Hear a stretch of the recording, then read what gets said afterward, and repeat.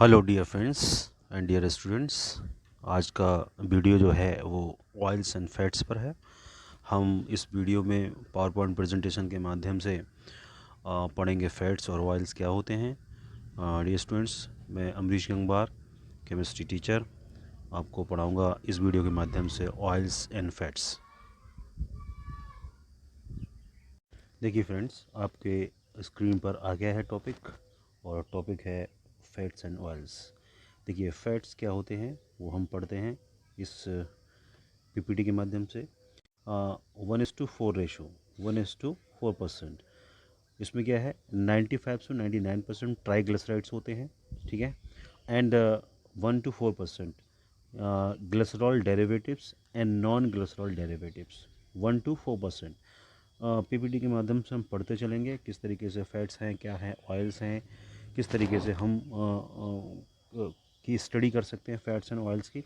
तो glycerol derivatives में glycerol आएगा, फ्री फैटी एसिड्स आएंगे और something, and non glyceride derivatives में phospholipid, sterols, pigments, hydrocarbons, antioxidants, extract something. तो डियर फ्रेंड्स, आप देख रहे हैं अपनी स्क्रीन पर। तो नेक्स्ट स्लाइड में देखते हैं कि फैट्स और ऑयल्स का बेसिक डिफरेंस क्या रहता है। All oils are fats but not all fats are oil.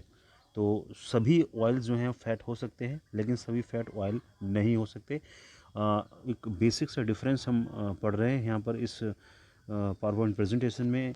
Dear friends, fats जो हैं वो रूम टेम्परेचर पर सॉलिड रहते हैं, ठोस रहते हैं, और ऑयल्स में डिफरेंस क्या है, रूम टेम्परेचर पर लिक्विड रहते हैं, लिक्विड फॉर्म में रहते हैं। इट मीन्स द्रव अवस्था में रहते हैं ऑयल रूम टेम्परेचर पर, और जो सॉलिड स्टेट में रहें वो फैट बन जाते हैं। और दूसरा डिफरेंस है ester of fatty acids are and saturated hydrocarbon chain. ये जो हैं फैट जो हैं एस्टर्स होते हैं फैटी एसिड के, और सेचुरेटेड हाइड्रोकार्बन की चैन होती है। सेचुरेटेड इन दी मीन्स जो all bonds are single, all carbons are single bonded. तो इसमें सेचुरेटेड हाइड्रोकार्बन्स मिलेंगे देखने को, और एस्टर ऑफ फैटी एसिड्स, ठीक है। आगे ऑयल्स में क्या होगा, एस्टर्स और फैटी एसिड्स तो होते ही हैं ये, लेकिन अनसेचुरेटेड हाइड्रोकार्बन्स हैं। अनसेचुरेटेड हाइड्रोकार्बन्स का मीन्स हो जाता है यहाँ जितने भी कार्बन्स हैं वो डबल बॉन्ड या ट्रिपल बॉन्डेड हो सकते हैं। अब हम हाइड्रोकार्बन्स की बात कर लें सेचुरेटेड के पॉइंट ऑफ व्यू से, कि hydrogenation converts the double bond in oils to single bond. Hydrogenation एक प्रोसेस है, उस प्रोसेस में हम क्या करते हैं, देखिए हाइड्रोजनेशन एक प्रोसेस, इस प्रोसेस में हम क्या करेंगे, डबल बॉन्ड, सिंगल बॉन्ड से डबल बॉन्ड में कन्वर्ट होते हैं, यानी कि हम कह सकते हैं सेचुरेटेड।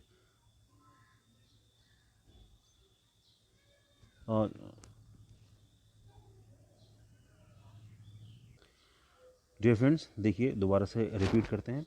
हाइड्रोजनेशन वो प्रोसेस है जिसमें डबल बॉन्ड से सिंगल बॉन्ड कन्वर्ट होता है। इट मीन्स अनसेचुरेटेड हाइड्रोकार्बन से सेचुरेटेड हाइड्रोकार्बन्स का फॉर्मेशन होता है। इट मीन्स हाइड्रोजनेशन प्रोसेस में हम ऑयल से फैट बनाएंगे। This is the process by which we can form या manufacture fat from oil is called hydrogenation. The solid products of hydrogenation from oil are used to make migraine and other hydrogenated atom. तो इसमें वो simple सी बात वही है, hydrogenation. Dear student, dear friends, बहुत simple सा process है ये हाइड्रोजनेशन। हाइड्रोजनेशन प्रोसेस में फैट से हम ऑयल बनाते हैं। इट मीन्स अनसेचुरेटेड हाइड्रोकार्बन से सेचुरेटेड हाइड्रोकार्बन में कन्वर्जन होता है। This conversion is called hydrogenation. देखिए, हाइड्रोजनेशन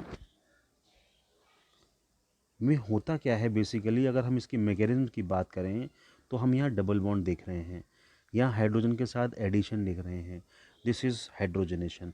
अब हाइड्रोजन जुड़ेगा तो बॉन्ड ब्रेक होगा, और बॉन्ड ब्रेक होने के बाद क्या होगा, हाइड्रोजन अपना प्लेस ले लेगा वहाँ पर, ठीक है, जो हमें इस स्ट्रक्चर में दिखाई नहीं दे रहा है, बट हाइड्रोजन प्लेस ले लेगा। तो इट मीन्स वो अनसेचुरेटेड से सेचुरेटेड हो गए। All valencies are saturated by the hydrogen. This phenomena is known as hydrogenation. अगर हम डेफिनेशन वाइज बात करें तो hydrogenation is the process by which hydrogen is added directly to the point of unsaturation in fatty acids. जो मैं बता रहा हूँ वही बात है, बस इसमें कुछ कंडीशंस हम लगा देंगे। That conditions should be temperature and pressure and catalyst. 3 conditions होंगी, टेम्परेचर होगा, प्रेशर होगा, कैटलिस्ट होगा। और कैटलिस्ट में सबसे बढ़िया कैटलिस्ट है निकल। कह सकते हैं हाइड्रोजनेशन प्रोसेस जो है 100% प्रोडक्टिविटी देती है किसकी प्रेजेंस में, निकल की प्रेजेंस में, और कुछ टेम्परेचर कुछ प्रेशर की प्रेजेंस में। These are called factors. तो इन फैक्टर्स की प्रेजेंस में ऑयल जो है फैट में कन्वर्ट होता है, then this process is known as hydrogenation. I hope आप लोगों को बच्चों, डियर स्टूडेंट्स, समझ में आ रहा होगा। तो आगे बढ़ते हैं। एक प्रोसेस है हाइड्रोलिसिस। ओके, हाइड्रोलिसिस में क्या होना है, हाइड्रोलिसिस में triglyceride will be hydrolysed and split into glycerol and 3 fatty acids. Triglyceride 3। तो एल्कली की प्रेजेंस में हम करेंगे। The resulting alkaline salts of fatty acids, soap and process is called saponification, hydrolytic of cleavage fat। यानी कि fat का hydrolysis कराने से हमको ग्लिसरॉल और फैटी एसिड मिलते हैं। This process is called saponification. तो दिस इज हाइड्रोलिसिस। हाइड्रोलिसिस में एक बार हम दोबारा से फिर समझ लेते हैं कि हाइड्रोलिसिस वो प्रोसेस है जिसमें ग्लिसरॉल और फैटी एसिड टूटते हैं ट्राइग्लिसराइड से। ओके, हम इनका मैकेनिज्म देख लेते हैं। मैकेनिज्म के पॉइंट ऑफ व्यू से डियर फ्रेंड्स हम देख लेते हैं। ये हमारे पास हैं triglycerides. These are the triglycerides. Okay, triglycerides की जब हम रिएक्शन कराएंगे NaOH के साथ में, तब क्या होगा, हमको ग्लिसरॉल मिलेगा CH2OH, CHOH and CH2H, and हमें मिलेगा sodium palmitate. Sodium palmitate is a type of soap, is a type of soap. अब हम देखें, when triglyceride is treated with the NaOH, जब हम NaOH या QS से ट्राइग्लिसराइड को ट्रीट कराते हैं तो ग्लिसरॉल और सोडियम पामिट यानी कि सोप विल बी फॉर्म। ये तीन ग्लिसरॉल मिलेगा हमको और सोप मिलेगा, and this process is called saponification. लेकिन हमें ध्यान रखने वाली बात यह है, हाइड्रोलिसिस के साथ में स्ट्रॉन्ग बेस होना चाहिए। यानी कि हम साबुन प्राप्त करना है, यानी कि सपोनिफिकेशन रिएक्शन से निकलना है हमको या गुजरना है हमको, तो हमें हाइड्रोलिसिस के समय ध्यान रखना पड़ेगा, हमें कंसनट्रेट या स्ट्रॉन्ग बेस लेने होंगे, तब हमारी प्रोडक्टिविटी ज़्यादा आएगी। Triglyceride split into glycerol and salt of fatty acids. बस वो बात जो पिछली बार बता चुका हूँ वही बात ये कह रहे हैं कि जो ट्राइग्लिसराइड से हैं वो अपने फैट और ग्लिसरॉल में टूट जाते हैं। This process for making the glycerol and sodium palmitate is called saponification. ठीक है, stronger base gives softer the soap. बस यहाँ हमने स्ट्रॉन्ग बेस इसलिए लिया, एक तो प्रोडक्टिविटी बढ़ेगी, दूसरा इसलिए लिया कि जो साबुन बना रहे हैं उसमें सॉफ्टनेस आएगी, हार्डनेस नहीं आएगी, सॉफ्टनेस। यानी कि एल्कली जितना ज़्यादा होगा साबुन उतना सॉफ्ट ज़्यादा होगा। तो this is the process of saponification. देखिए डियर फ्रेंड्स, हमारे मोबाइल पर जो वॉट एवर यू यूज्ड, उस स्क्रीन पर जो है वो एक स्लाइड है, और स्लाइड में हमने कुछ जो फैट मेटाबॉलिज्म है उसका डिग्रेडेशन पढ़ने की कोशिश कर रहे हैं, समझने की कोशिश कर रहे हैं। डियर फ्रेंड्स, एक जनरल टॉपिक है, किसी क्लास का नहीं है, केमिस्ट्री लर्नर्स के लिए है जो केमिस्ट्री पढ़ना पसंद करते हैं। जनरल सिंपल सी बात ये है कि जो केमिस्ट्री से लव करते हैं, प्यार करते हैं, केमिस्ट्री उनको अच्छी लगती है, ये उनके लिए टॉपिक है, चाहे वो 10th क्लास का हो, 12th क्लास का हो, ग्रेजुएशन PG समथिंग को भी हो। तो इसमें हम पढ़ रहे हैं फैट मेटाबॉलिज्म डिग्रेडेशन। तो एडिपोज टिश्यूज़ होते हैं। एडिपोज टिश्यूज़ में क्या है, वो टिश्यूज़ जो फैट सेल से मिलकर बने हो या फैट सेल को स्टोर करते हो बेसिकली, यानी कि वो टिश्यूज़ या वो सेल्स जो फैट को स्टोर करती हैं एडिपोज टिश्यूज़ कहलाते हैं। ठीक है स्टूडेंट, देखिए ये यहाँ लिखा भी है, मैंने जो पढ़ा है। ठीक है, और degradation of fat in adipose tissues, जो फैट का डिग्रेडेशन होता है वो इन्हीं सेल्स में होता है। इसमें क्या है, देख एक फ्लो चार्ट हम पढ़ने की कोशिश कर रहे हैं, ये फ्लो चार्ट है, तो इस फ्लो चार्ट को हम पढ़ने की कोशिश कर रहे हैं। देखिए एडिपोज टिश्यूज़ में ब्लड और मसल्स, तीन चीज़ें हमने ली हैं, एडिपोज टिश्यूज़ लिया है, ब्लड लिया है, मसल्स लिया है। ट्राइग्लिसराइड जो है लिपोलिसिस के थ्रू ट्राइग्लिसराइड जो है लिपोलिसिस के थ्रू फैटी एसिड में कन्वर्ट होंगे, फैटी एसिड्स ब्लड में डिजॉल्व होंगे, ब्लड से मसल्स में पहुंचेंगे और मसल्स से क्या होगा, बीटा ऑक्सीडेशन के माध्यम से एसिटाइल को एंजाइम ए में कन्वर्ट हो जाएंगे, जो फर्दर हमको एनर्जी में कन्वर्जन देखने को मिलेगा नेक्स्ट क्लासेस में या नेक्स्ट वीडियोस में या next part of the education में।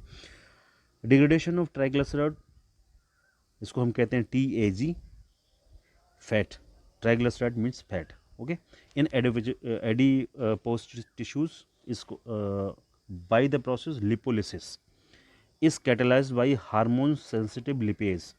जो लिपोलिसिस प्रोसेस है वो होगी HSL हार्मोन की प्रेजेंस में, और उस हार्मोन का नाम होगा हार्मोन सेंसिटिव लिपेज, जो कि फैट को लिपिड्स में कन्वर्ट करेगा, ट्राइग्लिसराइड को लिपिड्स या फैटी एसिड्स में कन्वर्ट करेगा। This enzyme is activated by epinephrine and glucagon and inhibit by insulin.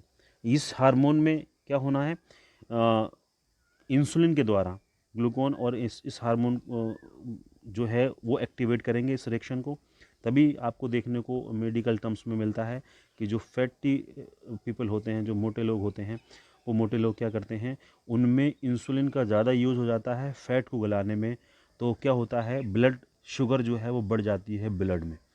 यानी कि इंसुलिन को काम था जो फैट है या जो फूड है उसको ब्लड फूड को ब्लड में ग्लूकोज लाने के लिए, और इंसुलिन जो है वो ग्लूकोज को डाइजेस्ट करता है, फिर एनर्जी मिलती है। अब होता क्या है, बेसिकली हुआ क्या, ट्राइग्लिसराइड फैटी एसिड बॉडी में ज़्यादा है मोटे लोगों में, तो क्या होगा, इंसुलिन एफिरिन और ग्लूकॉन को एक्टिवेट करेगा, जो कि क्या होगा, TAG और लिपोलिसिस के थ्रू चलेगा। तो यानी कि इंसुलिन जो है वो दूसरी रिएक्शंस में चला गया, इंसुलिन ऑटोमेटिकली कम हो गया, जिससे ब्लड शुगर बढ़ जाएगा। तभी तो डॉक्टर मेडिकल टर्म्स में बोलते हैं कि मोटे लोगों को शुगर या डायबिटीज़ होने की संभावना बढ़ जाती है। अब हम पढ़ रहे हैं dear students, utilization of fatty acids for energy. Energy के लिए जो फैटी एसिड्स होते हैं वो किस तरीके से यूटिलाइज करते हैं। हमारी बॉडी एनर्जी रिजर्व है। सपोज़ करिए हमारी बॉडी में जो है लिपिड्स ज़्यादा हैं, ग्लाइकोजन की प्रेजेंस में, ग्लाइकोजन के रूप में वो लिपिड्स या फैट या फूड स्टोर रहता है, ठीक है। और वो ग्लाइकोजन जो है वो इनसॉल्युबल मैक्रो मॉलिक्यूल्स कहलाते हैं। अब उसमें होता है क्या, triglyceride degrade into fatty acid and glycerol in the adipose tissues and transport to other tissues जैसे लीवर, माइटोकॉन्ड्रिया, मैट्रिक्स, ठीक है। इसमें क्या होगा, इसमें जो ट्राइग्लिसराइड और या कह सकते हैं फैटी एसिड जो हैं वो एडिपोज टिश्यूज में स्टोर हो जाते हैं, बस लीवर पे या फिर माइटोकॉन्ड्रिया के मैट्रिक्स में, ठीक है। Fatty acids are activated in transported into mitochondria.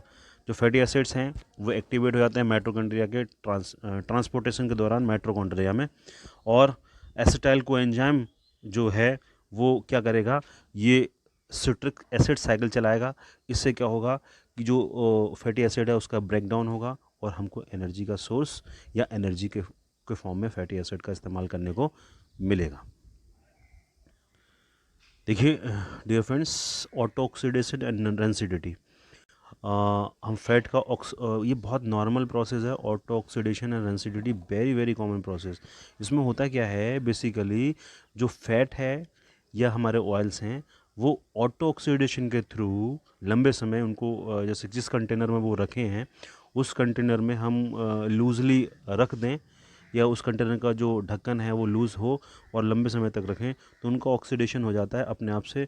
उसमें क्या होता है, अनप्लीजेंट अडर आने लगता है, यानी कि जो बदबू उसका आने लगेगा, उसमें से टेस्ट उसका बदल जाएगा। तो इस प्रोसेस को हम कहते हैं ऑटो ऑक्सीडेशन, ठीक है।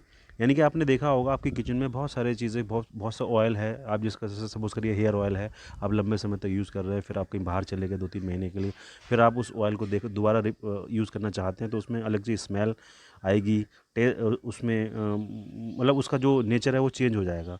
तो तब इस चेंज इन नेचर को हम कहते हैं रेंसिडिटी, ठीक है।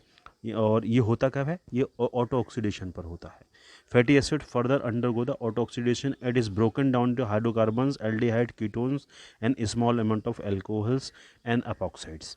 ये जो प्रोसेस है, इसमें ऑटो ऑक्सीडेशन के थ्रू फैटी एसिड जो है एल्डिहाइड कीटोन्स और अल्कोहल और एपॉक्साइड्स में कन्वर्ट हो जाते हैं। तो इसको कहते हैं हम rancidity. This is called rancidity.